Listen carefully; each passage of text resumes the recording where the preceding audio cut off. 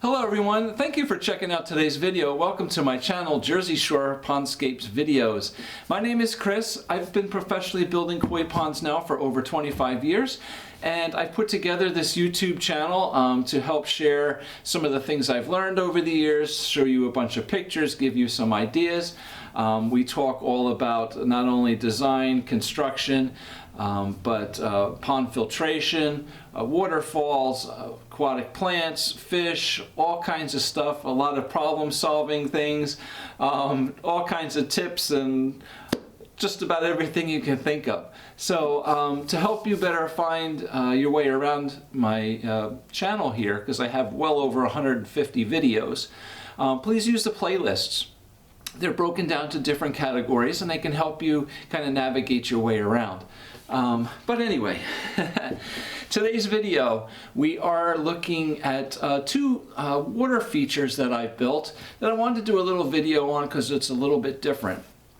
It's basically like a pondless waterfall, but they have like a little pond on them. It's a very shallow pond. It's only about 6 inches deep. And I'll get into why I did that rather than just having the water spill into rock or gravel like a typical pondless waterfall is often made. These two that I'm going to show you are basically very similar. I had a phone call from a local landscape company that was doing a project at one house where they wanted to do a water feature off of a new paver patio that they were going to install. And they didn't know much about it, they didn't want to bother doing it, and they contacted me. So I met with them, I met with the clients, and basically yes, they just wanted a little waterfall sound effect kind of feature off of their patio. They don't want fish, they don't want plants, they didn't want any of that kind of stuff. They just wanted to hear the sound of running water and have a nice little ornamental waterfall feature. So we went ahead and we basically built this pond here. So it's like I said, it's about 6 inches deep, and what I did is I put down a pond liner. We did all the rock work. Everything is done out of concrete. And then I did a concrete bottom and I set rock and stone into that concrete in the bottom of the pond. Now there is a 2-inch drain there in the bottom of the pond for when I want to drain it. And that drain basically has a pipe that comes down underground and it elbows out off to the side of the pond where I dug a pit, filled it with gravel, and the water, when we want to drain the pond, the water can just drain underground into the gravel pit and drain the pond for the winter, whatever, from cleaning it, anything like that.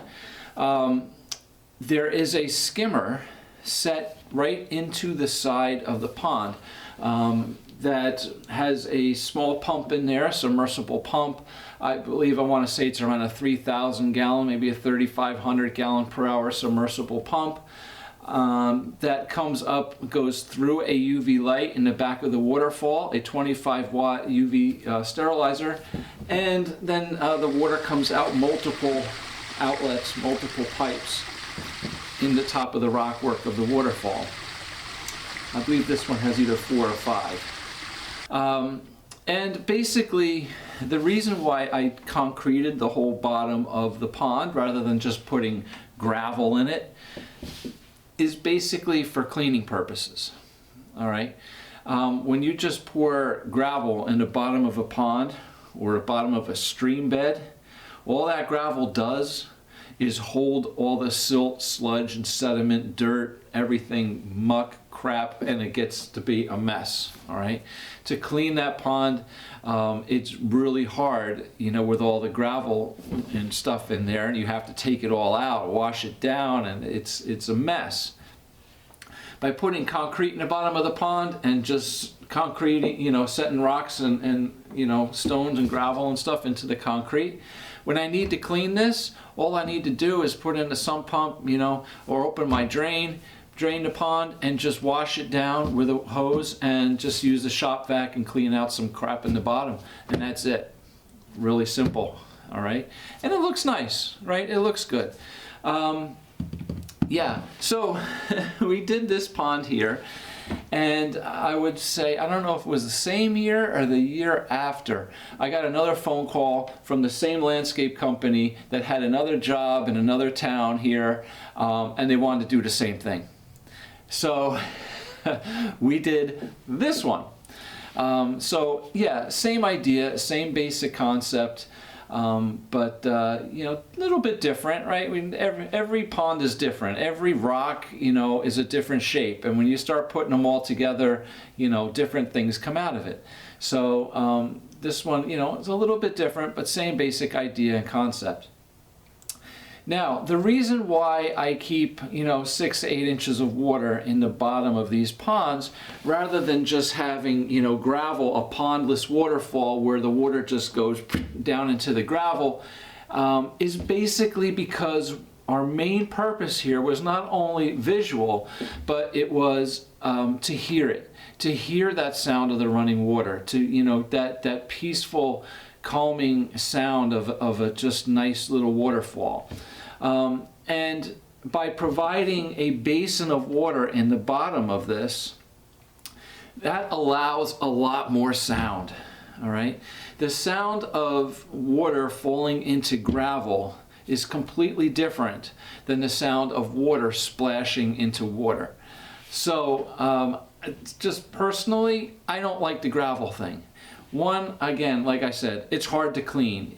And you're burying a pump, you know, inside a little pit or something, down underneath all that gravel. When you need to replace the pump, when you need to winterize it, you got to pull out a bunch of gravel, you got to get down there, you got to remove the pumps. They're usually full of dirt and silt and everything else. This is just so much easier, all right? And it gives me a lot more sound. So it's like a shallow little pond, right?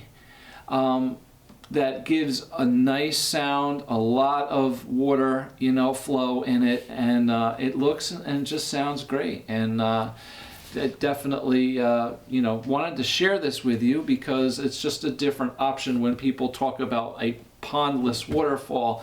Even though this has a little pond, right? There's no fish, there's no plants.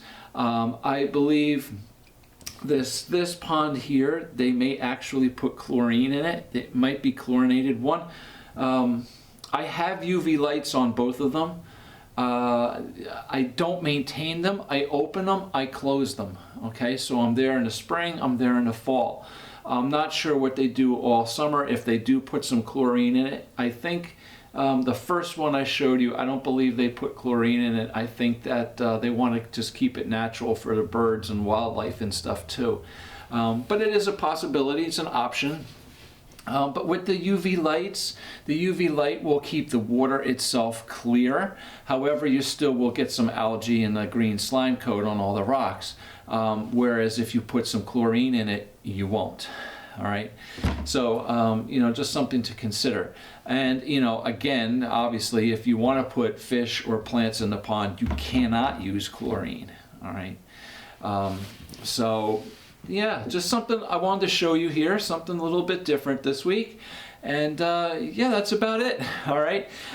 You know, please take a look around at all my videos. Subscribe to the channel. I really appreciate the support.